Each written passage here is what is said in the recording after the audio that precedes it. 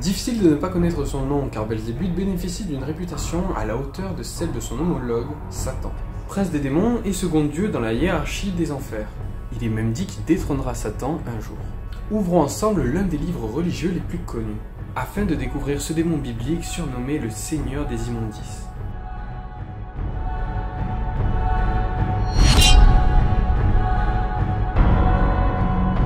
I'll bury you.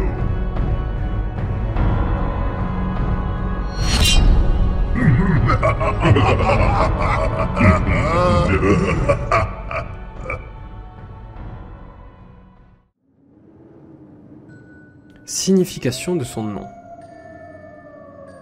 Le nom Belzébuth est composé du terme hébreu, qui signifie seigneur, maître et parfois propriétaire, et de l'expression Baal, qui était employée pour signifier les dieux depuis le 3e millénaire avant Jésus-Christ jusqu'à l'apparition de la religion chrétienne.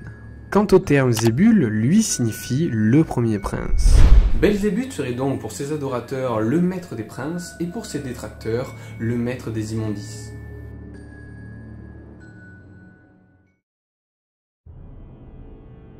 Historique. Dans le dictionnaire théologique de l'abbé Mine, on trouve cette description. Belzébuth est le prince des démons, le premier en pouvoir et en crime après Satan. Il est considéré comme le chef suprême de l'Empire infernal selon la plupart des démographes. Belzébuth était la divinité la plus révérée des peuples Canaan, ancienne région d'Israël, qui le représentait parfois sous la figure d'une mouche. On lui attribuait le pouvoir de délivrer les hommes des mouches qui ruinaient les moissons. C'est pour ça que c'était un dieu positif.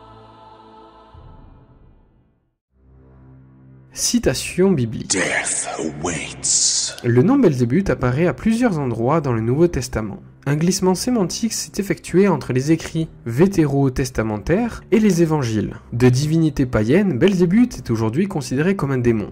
En effet, dans la Bible, les cultes qui lui étaient voués sont considérés comme des cérémonies rendues aux anges déchus, et donc aux démons, qui se font adorer des dieux et dissimulent leur véritable identité aux hommes pour les tromper et les détourner de Dieu. Belzébuth est cité dans 2 épisodes de la vie de Jésus-Christ, notamment un événement qui le propulse prince des démons au sommet de la hiérarchie des enfers. Je t'en parle d'ailleurs dans une vidéo short.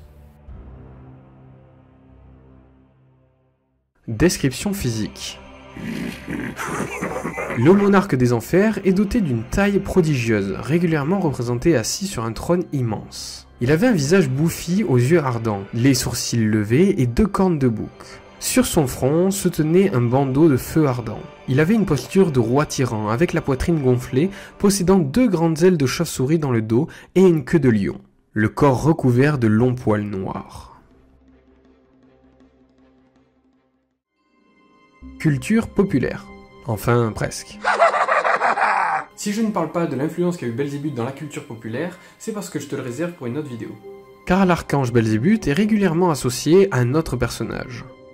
Si tu as bien écouté et regardé la vidéo, tu as dû comprendre de quel personnage je parlais. Je te laisse écrire son nom dans les commentaires.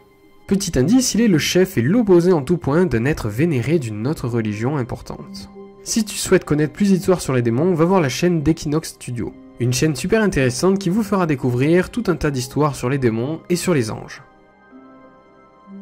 The light is overpowering. Voilà, la vidéo s'achève. En parallèle de cette vidéo, j'ai sorti un short qui parle de la rencontre entre Belzébuth et Jésus-Christ, et toute une aventure autour de la perte de ses pouvoirs et de l'ascension de Belzébuth dans le royaume des enfers. N'hésite pas à t'abonner et à me dire ce que tu as pensé de la vidéo en commentaire. La chaîne grossit en ce moment, ça me fait super plaisir, et je lis tous vos commentaires, et je réponds quand je peux répondre, quand j'ai la réponse, quand c'est pertinent, parce que souvent vous vous embrouillez. Bon, allez voir, c'est marrant des fois à lire. Avec un peu de recul, c'est marrant. Je finirai la vidéo sur cette phrase. La foi, c'est l'homme qui respecte la vie de peur qu'elle lui échappe. Le fanatisme, c'est mépriser la mort qui jamais ne nous épargne. C'était Val. Abonne-toi.